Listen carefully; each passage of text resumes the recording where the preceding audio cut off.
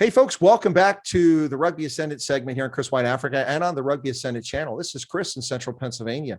And my special guest today is from the Rugby ATL team, the Ratlers there in Atlanta from Major League Rugby. It's none other than Marko Janse van Rensburg. And I want to say welcome to Marko. How's it? How's it going? No, I'm very impressed by your pronunciation of my surname. It's the best I've heard so far. Well, it's actually pretty easy. I have viewers on my program. I have Levin Janse van Rensburg, and then I have her husband, who is also on my program. And then I have another gentleman comes on named Bram Janse van Rensburg. So when the three of them rock up on my show, then I was announced. So we have Levin, we have her husband, we have Bram, and I'm Chris Janse van Rensburg. So let's address that right up there very quickly. First off, where does the Janse come in there? Janse van Rensburg, is that a famous Afrikaner? No, That's just a surname. That's just how it is. You get van Rensburg, and then you get Janse van Rensburg. It's a rather common last name in South Africa. Yeah. Well, indeed it is, but I'm sure that my U.S. audience, global audience, had no idea. So maybe somebody just wanted distinction at some point. They added the Janse in there. Yeah, I just had to be different, right? Exactly. So obviously the cat's out of the bag. Hoe gaan dit? Baie goed. Dankie. En self? Pretty good, actually. And I'm looking forward to this conversation with you today. It's been awesome watching you on the pitch this year. So the cat's out of the bag. Obviously, you're from South Africa based on our conversation so far. Yeah. Yes, I was born in Vanderbijl Park, and then my family relocated to the west coast of South Africa when I was just starting school. Then I did my school there, end of high school, and then went to Stellenbosch University for a few years after. So yeah, most of them was born in Gauteng, but then moved down to the Western Cape when I was quite young. I did most of my schooling and growing up there. So you actually sort of grew up in the Western Cape then, not actually in Gauteng. Yeah. It's a small town called Vredenburg on the west coast. Very small town. Went to primary school and high school there. Yeah. So you did go to Stellenbosch, which there seems to be a very strong connection here on the Ratlers between the Western Province, whether playing for Western Province or living in the Western Province in Stellenbosch. An awful lot of guys on your team have that experience. Yeah, definitely. When I got you, I was actually amazed to see. Well, we actually sat down and made the calculations. I knew there was a lot of South Africans here, but making the calculations, everyone some part played for the Marties, Stellenbosch University's first side. So quite a lot of us, yeah.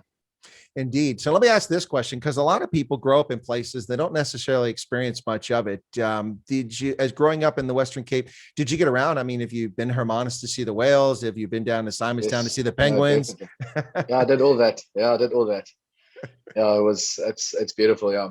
So you have to be really stupid to not make use of being in and around Cape Town and the Cape Winelands. I must say, going to the sea is nice and going to the beaches, but my favorite is definitely being in Stellenbosch, being in and around some of the best wine country in the world, I suppose, doing wine tours and going to different wine farms and sightseeing there. I like that very much.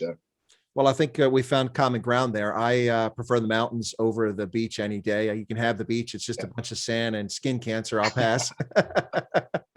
Whereas in the mountains, it's beauty and it's gorgeous. And then, of course, but you've hit it spot on the head. Stellenbosch is also my favorite place in South Africa. It's really lovely there. But there's some nice stuff around there, too. You got Franschhoek.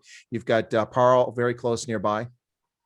Yeah, no, it's beautiful. Everything around there, that Cape Winelands is a special part of the world. So you go from this lovely Mediterranean climate there in the Western Cape, and you come over to Atlanta, where the summers are brutal. It's a pretty strong humidity down there. How are you adapting well to it? Is it not bothering you or what? No, I'd be lying if I said it's great and not bothering me. But luckily, before I got here, I played for the Pumas in Currie Cup, and that's in Mpumalanga, another province to the northeast of South Africa, which actually is quite humid and very hot. It does get upwards of 100 degrees Fahrenheit, but it's not as humid as it gets here. So I must say it's still, I need to adapt to this. Yeah. That's a tough thing. That's growing up. People always told me they love summertime. I wasn't a big fan. I lived on a farm. It just meant more work and it was hot. Yeah. True that. So your experience with the Pumas, I think you have like at least 50 appearances with the Pumas. That's quite a few. How was that experience? yeah, I was very lucky to, just before I got here, I played my 50th, one of my last games. I had 50 appearances, not all of them in Currie Cup. But yeah, I spent a good 4 years there. It's also beautiful. Another beautiful part is more bush because it's right by the Kruger National Park, and close to the Mozambican border. So it's yeah, that was also completely different beauty, but also very beautiful in its own right. Well, for those who don't know the area, that's I think we're talking about Nelspruit. That's where the Pumas play. Yes, yeah. Which of course has a different name now. It's an Mboni or Mbombela. Mbombela. That's correct. Yeah, awesome stadium there. Have you played that? Is that where you played your games? Yeah, that's our home stadium. Yeah, we were very lucky because they built that for the 2010 Soccer World Cup. Obviously, the facilities there were great, and playing on that pitch, it's world class. And yeah. Well, it's a lot more pleasant than playing on the concrete up there where the Greek was playing. I'm not gonna make any comments on that. My friend Johan Momsen might disagree, but yeah, it is quite a bit better, I suppose. Although I'd say especially in winter time. Yeah, well, if it's not winter, I'd say the weather is probably a little bit better up there in Kimberley, but that's a hard piece of ground to hit. I'm telling you, that's very hard. Yes, definitely. So how did you make the move? How did you wind up over here playing for Rugby ATL? Well, luckily with playing at the Pumas, Nelly, Ryan Nell was our captain here and was also our captain at the Pumas. He actually came over first, and we've got the same agent, and the agent's friends with someone here, and so they get the South Africans flown in that way, make a good connection in South Africa. I was lucky enough to get the opportunity to come over here. It's been a revelation. I've really been enjoying my rugby here. Yeah, just been great so far. Well, I'd have to say that watching you playing the game, you seem to be having a really good season here. How do you feel about your season? Are you living up your potential here with Major League Rugby? Yeah, I definitely think so. If the lineouts function well, I've scored tries, and it's not really my tries. It's credit to the pack. I basically just drive the bus at the back. So it's not too difficult, but yeah, I must say, been really enjoying the rugby, and yeah, just the quality of it actually surprised me. Everyone's well coached, and get some teams with some big units, big rigs coming in the middle. You have to stop them. So yeah, it's been great. Well, that's definitely one thing about Major League Rugby. It's been interesting is that the league has been able to attract a lot of big names from around the rugby world. I mean, we look at last night's game with Nola Gold, who pulled out a huge win out there in LA, but they're playing against the likes of Matt Giddo and Adam Ashley Cooper, DTH Van der Merwe. Rugby United has Ben Foden. We've seen Cathal Marsh over here. We've seen some really big names. We've seen last year, of course, we saw playing for DC. Gosh, I'm drawing a blank right now. The Beast at Tendim Tawira. So a lot of really big names have come over. Joe Peterson, JP Duplessis. What's it like, this chance to? I mean, not only coming over here playing against all these North American guys who are mostly unknowns to the world, but you're also playing against some of the top names in the game. Now, some people say, "Oh, they're past it," but these guys aren't all past it. There's some guys still in their prime. Yeah, well, if you look at Joe Peterson and Matt Giddo, they playing at the Storm, and they're almost 40 years old, and they're still playing the top of their game. And I think it's just a great opportunity to play against them, and just getting those names in. I suppose it's great for MLR, getting a recognition and around the world, because obviously if you see these superstars, people will start watching MLR because these big names are playing, and then they realize, yeah, we've got something going here in the MLR, and it's just, there's only ways up. Great room for growth, and yeah, it's awesome.